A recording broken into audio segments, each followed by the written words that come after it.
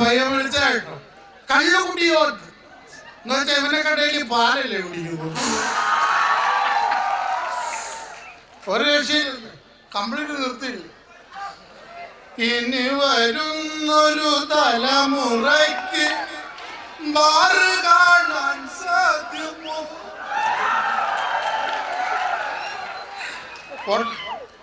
പിണക്കോ ഞാൻ ഈ സർക്കാരിനോട് കൂട്ടുവിട്ട് അല്ലെ പിന്നെ നമ്മൾ ചേട്ടോ ഇന്ന് ഈ ജംഗ്ഷനിലായിരുന്നു, ഇന്നലെ അപ്പുറത്തെ ജംഗ്ഷനിലായിരുന്നു. ഒരു തരത്തിലും മനുഷ്യനെ ജീവിക്കാൻ സമ്മതിക്കരുത്. കള്ളു കുടിച്ച് പുറകെ ശല്യം. നീ നിന്റെ പണിയെന്നു വെച്ചാൽ ഞാൻ എന്റെ പണി നോക്കണം. അതിലേട്ടോ ഒരു സംശയം, ഇങ്ങനെയൊക്കെ മദ്യപിച്ചിട്ട് വീട്ടിൽ പോയി കിടന്ന് എങ്ങനെ ഉറങ്ങാൻ പറ്റുന്നു? ഞാനൊക്കെ ഒരു തുള്ളി പോലും മദ്യപിക്കാണ്ട് അങ്ങോട്ട് തിരിഞ്ഞു ഇങ്ങോട്ട് തിരിഞ്ഞു ഒരു 2-3 മണിക്കൂറൊന്നും കഴിയാണ്ട് എനിക്ക് ഉറക്കാൻ പറ്റില്ല. അതുകൊണ്ട് ചോദിച്ചതേ ഉള്ളൂ. നിന്നെ പോലൊന്നും അല്ല ഞാൻ. ചേട്ടന്റെ പ്രത്യേകത ഞാൻ കട്ടില് കണ്ട അപ്പം കിടന്നു. പിന്നെ സത്യം കട്ടില് കണ്ട ആ സെക്കൻഡ് ഞാൻ കിടന്നു. പക്ഷെ ഈ കട്ടില് കണ്ട് പിടിക്കാൻ ഒരു 3-4 മണിക്കൂർ എടുക്കുന്നു. ഞാനൊന്ന് ചോദിക്കട്ടെ, ഇങ്ങനെയൊക്കെ മദ്യപിക്കുന്നോണ്ട് ചേട്ടന് എന്ത് ഗുണമുള്ളത്?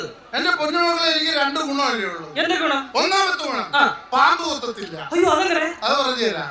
ഈ സാധനം എടുത്തു കഴിഞ്ഞാൽ പിന്നെ നമ്മുടെ റൂട്ട് എങ്ങനെയാ അറിയോ? ഇല്ല.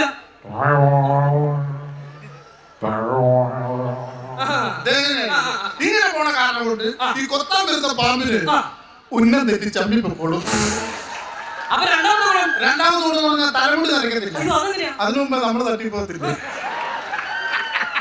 ചേട്ടാ അതൊക്കെ പോട്ടെ, ഈ കള്ളു കുടിച്ചാൽ വീട്ടിൽ ചെന്ന് ഒച്ചയും വെള്ളം ഉണ്ടാക്കുന്നത് പോട്ടെ, ഈ കള്ളു കുടിച്ചാൽ ഈ നാട്ടുകാരായിട്ട് എന്തിനാ വഴക്കുണ്ടാക്കുന്ന? കഴിഞ്ഞ ദിവസം കണ്ട ആ പുത്തമ്പരുടെ ജോമാനായിട്ട് ആ റോട്ടിൽ കിടന്ന് ഏതാണ്ടൊക്കെ വെള്ളം ഉണ്ട്.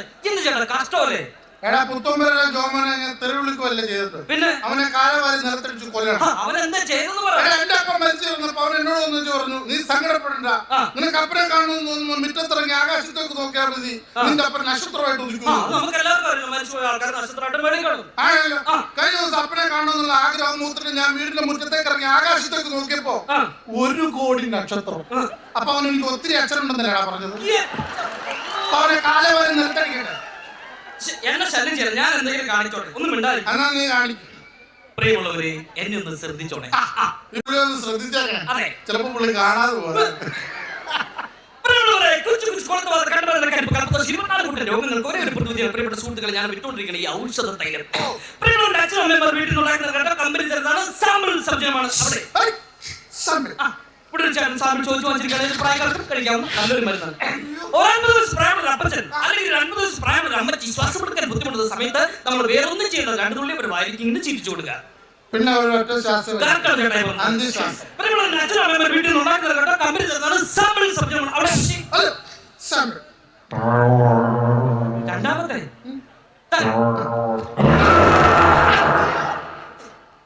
എന്റെ പൊന്നിയോടെ എനിക്ക് വിൽക്കണ്ടേ? ചുമ്മാ കിട്ടിയാന്ന് പറ. നിന്റെ അപ്പന്റെ പേര് കൈസർ എന്നാണ്. പിന്നെ എന്നാ കഴിയാണ് ഞാൻ എന്തെങ്കിലും കാണിച്ച് ജീവിച്ചു പോകട്ടെ. എന്റെ അരിക്കാത്ത മണൽ വരികടല്ലേ? പിന്നെ നിന്റെ 1 രൂപയുടെ അരിക്കാത്തോട് ഞാൻ 10,000 രൂപയുടെ മണൽ ഇറക്കാൻ പോവല്ലേ? മര്യാദ നിന്റെ പണിയെന്നു വെച്ചാൽ എന്താ ഇവിടെ രാവിലെ ഇറങ്ങിയത്? വീട്ടിൽ പോറേ തിരിച്ചു വരുമ്പോ ഇവിടെ നടക്കരുതല്ലോ.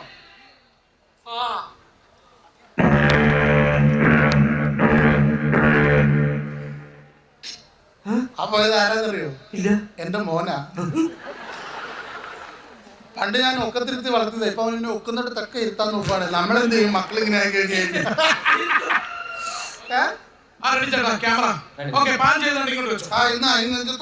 ഞാൻ ചുമ്മാ നിൽക്കാണല്ലോ. നമസ്കാരം. നമസ്കാരം. ഞാനൊരു ചാനലിൽ വരികയാണ്. നമ്മളൊക്കെ അമ്മയുടെ വൈറ്റിൽ ചാനലിൽ നമ്മുടെ ഏഷ്യാനെറ്റ് സൂര്യ കൈരളി എന്നൊക്കെ പറഞ്ഞ ഒരു ചാനൽ റോഡ് ഷോ എത്തിയതാണ്. എന്തിനാണ് നീ ചാനലിൽ റോഡ് ഷോ വന്നേക്കുന്നത്? ഞാൻ ബ്യൂറേജിൽ റോഡ് ഷോ. എന്തായാലും എനിക്ക് പറ്റിയ ആളെ തന്നെയാണ് ഞാനിവിടെ കണ്ടെത്തിയിരിക്കുന്നത്. ഞങ്ങളുടെ ഷോയുടെ പ്രത്യേകത എന്ന് പറഞ്ഞാൽ ഞാനിവിടെ ചില ചോദ്യങ്ങൾ ചോദിക്കും. കറക്റ്റായിട്ട് മറുപടി നൽകിയാൽ ചേട്ടൻ 50 ലക്ഷം മുതൽ 1 കോടി വരെ വിലയുള്ള ഫ്ലാറ്റുകൾ സമ്മാനമായിട്ട് ലഭിക്കും. സത്യമായിട്ടും ഈ ഷോയിലേക്ക് കിടക്കുന്നതിന് മുമ്പ് ഞാനൊന്ന് ചോദിച്ചോട്ടെ. നമ്മൾ 2015 കഴിഞ്ഞ് 2016 കയറിയിട്ട് 1-2 മാസമായിട്ടുള്ളൂ. ഇപ്പോഴത്തെ ചെറുപ്പക്കാരെന്നൊക്കെ പറഞ്ഞാൽ ചേട്ടനോട് ചെറുപ്പക്കാരൊക്കെ നോക്കണം, വളരെ ഫ്രീക്കായിട്ട് നടക്കുന്നുള്ളവരാണ്. കാലം മാറുന്നതനുസരിച്ച് നമ്മൾ കോലം മാറിക്കൊണ്ടിരിക്കണം. അല്ലാതെ ചേട്ടനെ പോലെ ഇതുപോലെ വൃത്തികെട്ട വേഷത്തിൽ അണ്ടർവെയർ ഒക്കെ കാണിച്ച് മുഷിഞ്ഞ് നാറിയ നാളല്ലേ മനുഷ്യരുടെ മുന്നിൽ കൂടെ നടക്കാൻ? എന്ത് വേഷമായത്? വൃത്തിയുടെ വേഷം. അത് ശരി, ഇപ്പൊ എന്റെ വേഷത്തിനാ കുഴപ്പം. എന്താ നീ ഫ്രീക്കന്മാരെ ബൂസ്റ്റപ്പ് ചെയ്ത് സംസാരിക്കൊന്നും വേണ്ട. അവർക്കെന്താ കുഴപ്പം? ഫ്രീക്കന്മാർ എങ്ങനെ നടക്കുന്നത് എനിക്കറിയാം. എങ്ങനെ നടക്കുന്നത്? ഇവന്മാർ ആദ്യം ഒരു അണ്ടർവെയർ ഇടും, അതിനൊരു നെയിം ബോർഡ് കാണും ജോക്കി. ഇത് കംപ്ലീറ്റ് ആൾക്കാരെ കാണിച്ച് ജോക്കറാകുമെന്നുള്ളതാണ് മെയിൻ പരിപാടി. അതിന്റെ മുകളിലോട്ടൊരു ജീൻസ് വലിച്ചു കയറ്റും, എന്നിട്ട് അത് ഇറക്കി ഇത് ഇവിടെ കൊണ്ടിടും, എന്നിട്ടൊരു നടപ്പുണ്ട്. ഇതെങ്ങനെ ഇവന്റെ പുറകെ പോകുന്നത് നമുക്ക് വേണ്ടി ഇത് എപ്പോഴാ പറഞ്ഞ് താഴോട്ട് പോകുന്നത്? പെണ്ണുങ്ങളൊക്കെ കൈയടിച്ച് ചിരിക്കുന്നത്, നിങ്ങൾ ചിരിക്കണ്ട. മനസ്സിലായി? ഇവർക്ക് വേണ്ടി ഫാഷൻ എന്താണെന്നറിയാവോ? ഇവര് ചുരിദാർ രണ്ട് സൈഡിൽ അങ്ങോട്ട് കീറി ഇവിടെ കൊണ്ടുവെക്കും, എന്നിട്ട് കാറ്റടിക്കുമ്പോൾ ഡബിൾ മുണ്ട് അയർ വെച്ച പോലെയാ. കാരണം എന്നിട്ട് അതിനകത്തോട്ടൊരു സാധനം വെച്ച് കിട്ടും, ലെഗിൻസ്. ചില പെണ്ണുങ്ങൾ ഇട്ടോണ്ട് വന്നാ ഇട്ടിട്ടുണ്ടെന്നേ തോന്നത്തില്ല. എന്നിട്ട് നമ്മളെങ്ങാനും പാവപ്പെട്ട നമ്മൾ ആണുങ്ങള് എങ്ങാനും ഒന്ന് നോക്കിപ്പോയാലോ, ഇതെങ്ങനെ ഒരു പിടുത്തമാണ്. എന്നിട്ട് നമുക്കൊട്ടൊരു നോട്ടം, ഈ നോട്ടം കണ്ടാത്തൊന്ന് നമ്മളത് വെട്ടിക്കൊടുത്തേത്. ഞാൻ അറിയാതെ ചോദിച്ചു പോയതാ, ക്ഷമിക്കേ. ചേട്ടന്റെ വേഷം നല്ലതാ, സൂപ്പർ, ഞാൻ സമ്മതിച്ചിരിക്കുന്നു. നമ്മുടെ ഷോയിലേക്ക് വരാൻ ക്യാമറ ഓൺ ചെയ്തു. ആക്ഷൻ. ഞാനൊരു ആക്ഷൻ പറയാം. നമുക്ക് നമ്മുടെ പേഴ്സണൽ ജീവിതത്തിൽ തുടങ്ങാം. കല്യാണം കഴിച്ചാണോ? കല്യാണം കഴിച്ചാണ്. ഈ കല്യാണം പ്രേമവിവാഹമായിരുന്നോ അതോ അറേഞ്ച് മാരേജ് ആയിരുന്നോ? അതാണ് ഇങ്ങനെ പ്രേമിച്ച് വിവാഹം കഴിക്കാനുള്ള കാരണം. അറിയാൻ മേലാത്ത ഏഷ്യ കല്യാണം കഴിക്കുന്നവരും പേരുള്ള അറിയാവുന്ന മർദ്ദനം കിട്ടുന്നത്. ചേട്ടാ, സ്ത്രീകളെ കുറിച്ച് അങ്ങനെ അനാവശ്യം പറയാം. ഞങ്ങളുടെ പ്രേക്ഷകർ എന്തുമാത്രം സ്ത്രീകൾ ഇവിടെ ഇരുന്ന് പരിപാടി കാണുന്നു അറിയാം. പിന്നെ എന്ത് എന്റെ അനുഭവമുള്ള എത്ര ആണുങ്ങൾ ഇവിടെ ഇരിപ്പുണ്ടെന്നറിയാം. ആരും പേടിച്ചിട്ടും ഇല്ലാത്ത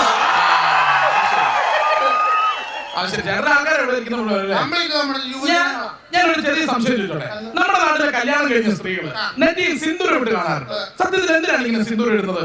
അത് ഭയങ്കര ചോദ്യമാണ്. നമ്മുടെ സമൂഹത്തിൽ ഇന്ന് വരെ അറിയാത്തൊരു സംഭവം. ഈ ഇങ്ങനെ സിന്ദൂരം ഇടുന്നത് എന്റെ പൊന്നു മോനെ അതൊരു റെഡ് അലർട്ടാണ്. എന്ന് വെച്ച് കഴിഞ്ഞാൽ ഈ വസ്തു കച്ചവടമായതാണ്, ഇനി ആരും അങ്ങോട്ട് നോക്കരുത് എന്നുള്ളത്.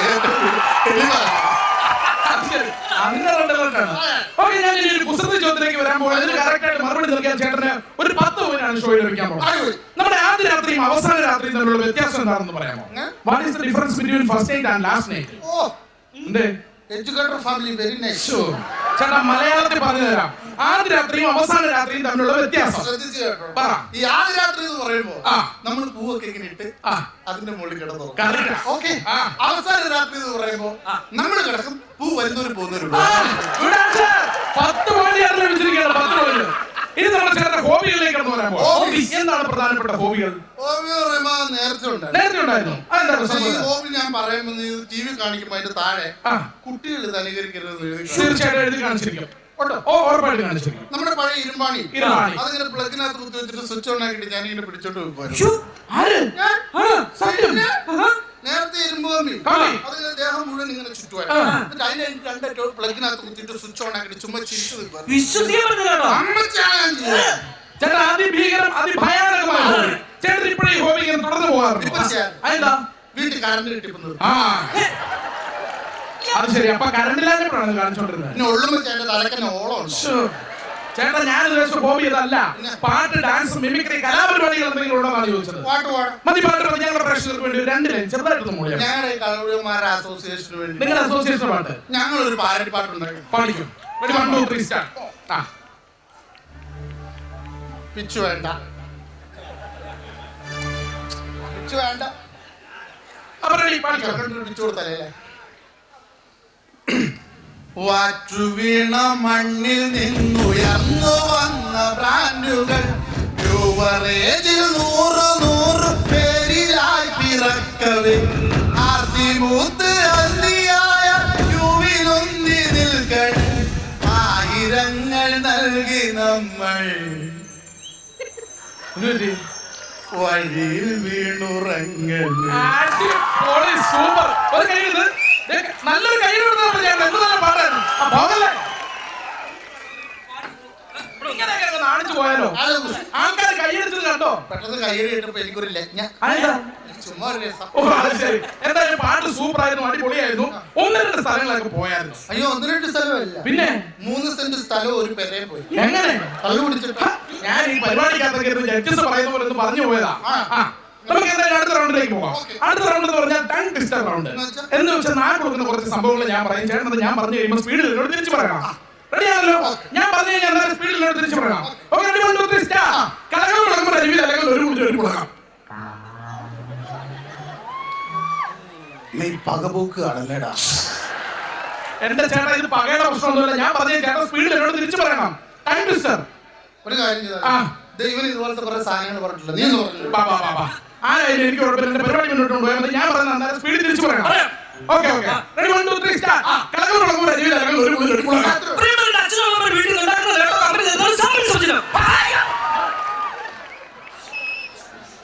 ഇത് പറയാൻ വേണ്ടിയാണ് നീ ഇന്ദു തള്ളി ഇങ്ങോട്ട് കയറി വന്നത്. അവന്റെ അമ്മായി അമ്മാവനും ഞാൻ വെല്ലവിടെ നിന്ന് പറഞ്ഞാണ്ടില്ല. അവരൊക്കെ വീട്ടിലിരുന്ന് തുമ്മും. പറഞ്ഞേക്കാം. നീ പറയാനോട് പറഞ്ഞോ. അത് ഞാൻ ഇവനിങ്ങനെയാവും. ഞാൻ പറയാൻ പോണ പറഞ്ഞാൽ സ്പീഡിൽ തിരിച്ചു പറയണം. കലകൾ തുടങ്ങുമ്പോൾ അരുവിൽ അല്ലെങ്കിൽ ഒരു മുടി ഒരു മുളകാം.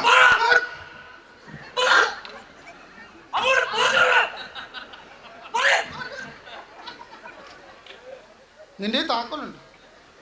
ഇവന് ജന്നി കളയുന്നത്. അവന്റെ കരാട്ടയും കുംഫും. ഈ ചോദ്യം ഇവനോട് ചോദിച്ചാൽ പട്ടിയോട് ചോദിച്ചോട് ചോദിച്ചു. അപ്പൊ ചേട്ടൻ വളരെ സിമ്പിൾ ആയിട്ടുള്ള സാധനം പറയാം. ഞാനത് പറഞ്ഞു കഴിഞ്ഞാൽ സ്പീഡിൽ എന്നോട് തിരിച്ചു പറയണം. Ready, 1, 2, 3 start. 10ാമത്തെ ഒരു മരത്തിൽ 10 പച്ച തത്ത ചത്തു കുത്തിയിരുന്നു. എപ്പോ?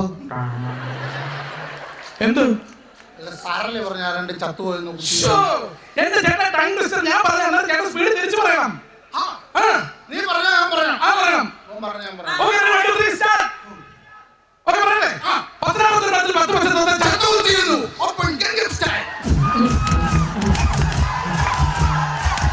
ചേട്ടാ എന്റെ കൂടെ അല്ല പറയണ്ടത്. ഞാൻ പറഞ്ഞതിന് ശേഷം വേണം പറയാൻ. പറഞ്ഞു മനസ്സിലായില്ലേ? 10ാമത്തെ ഒരു മരത്തിൽ 10 പച്ച തത്ത ചത്തു കുത്തിയിരുന്നു. ചേട്ടാ പ്ലീസ് എന്റെ കൂടെ എന്നത് പറയുന്നത് ഞാൻ പറഞ്ഞതിന് ശേഷം വേണം പറയാൻ. എന്ത് ഇതാരും പറഞ്ഞാൽ ഈ സാധനം ചത്തുകുത്തിയിരുന്നു. ചേട്ടാ ഞാനൊന്ന് ചോദിച്ചോട്ടെ. ഞാനൊരു മര്യാദയ്ക്ക് ഒരു പരിപാടിയായിട്ട് അതിനകത്ത് ഇവിടെ വന്നു. ചേട്ടനെ അതിനകത്ത് പങ്കെടുപ്പിച്ചു. അതാണ് ഞാൻ ചെയ്തു പോയ തെറ്റ്. ചേട്ടന് ഞാൻ ആരാണെന്നറിയോ? ഞാൻ കേരളത്തിൽ അറിയപ്പെടുന്ന ഒരു ചാനലിന്റെ MD ആണ്. എന്ത് തോന്നി? നീ ചാനലിൽ ഏറ്റവും വലിയ തെണ്ടിയായിരുന്നു. ചേട്ടാ എന്റെ ചാനലിനെ കുറിച്ച് അനാവശ്യം പറയരുത്. എന്റെ ചാനലിനെ കുറിച്ച് അനാവശ്യം പറഞ്ഞാൽ എന്റെ പ്രേക്ഷകർ സഹിക്കില്ല. എന്ത് നീ നിന്റെ ഒരു ചാനൽ ഇയാളിപ്പോ കാണിച്ചത്? ഇയാളിപ്പോ എന്താ കാണിച്ചത്? കേരളത്തിൽ അറിയപ്പെടുന്ന ഒരു ചാനലിന്റെ MD എന്റെ മുഖത്ത് നോക്കി താൻ എന്താണ് കാണിച്ചത്? കാണിച്ചത് വളരെ മോശമായി പോയി. താൻ തിരിച്ചെടുക്കണം. തന്നോടാ പറഞ്ഞത് താൻ തിരിച്ചെടുക്കണമെന്ന്. നീ ഇങ്ങനത്തെ കാണിക്കാതെ എന്നാ ചെയ്യേണ്ടത്? എന്റെ പ്രേക്ഷകരുണ്ട്, അവരെങ്ങനെ സഹിക്കും? താൻ തിരിച്ചെടുക്കാൻ പറ്റൂ.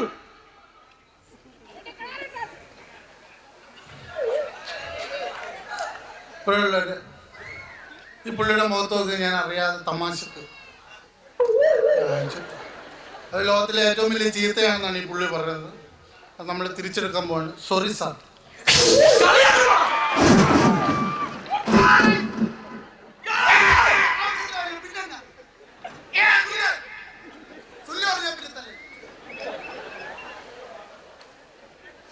ഞങ്ങളുടെ ഇവിടെ ഒന്നും സുല്ലു പറഞ്ഞാൽ തല്ലത്തില്ല. ഒടിവ്, ചതവ്, മുറിവ് ഈ അവസരങ്ങളിൽ ഞാൻ പറഞ്ഞത് എന്താണ് നോക്കിയത്? അല്ലല്ല പറ, എന്തോട് പറ. അല്ല നീ കൊക്കുന്നു മാത്രമല്ല മുട്ടയെടുത്ത് കിട്ടും. ഇന്നാ നീ കരക്കാർക്ക് കൊടുത്തിട്ട് സ്വന്തമായിട്ട് ഇന്ന് പറയുന്നത് എനിക്കൊരു ആവശ്യമുണ്ടായി വന്നിട്ടില്ല. പക്ഷെ ഈ സെക്കൻഡ് മുതൽ അങ്ങനെ ആയിരിക്കും. മനസ്സിലായില്ല?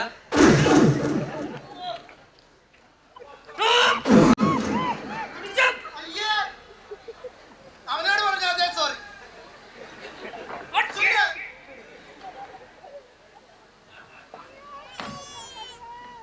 ആണ്ട് ഈ നാട്ടിൽ സുല്ലു പറഞ്ഞ തല്ലു ഒറ്റയടിക്ക് കിളി പറഞ്ഞു പോയത്. അപ്പുറത്ത് സാറിനോട് ചെറുതൊഴിച്ചു.